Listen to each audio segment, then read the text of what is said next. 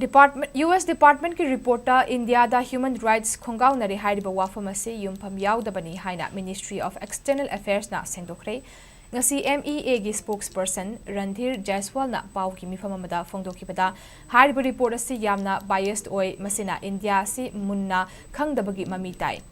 chayolamagi mamangda US Department na thadoraki report asigi asida mamang chahigi me ahumdagi thokiba irangna Manipur da leiba miyoi singi human rights khongaonare haina India bu moral sirakri chahi khudingi phungba US Department gi annual report ase US Congress na maru oiba thodang lauribani report ta hairibadi irang asina maram oiraga Manipur gi miyoi singi hak human rights khongaonare hairi media report ki matunginda mamang chahi gi me dagi November fawda miyoi chamaga humdra manga laikidre miyoi lising humpu henmana lanjenakre India na mamang da su hairiba US ki human rights amadi dharma gi ningtamba da yumfam oiraga phongba report adu aranba pau da yumfam oibani wakhal taba watpani haina phongdokiba laikhrabani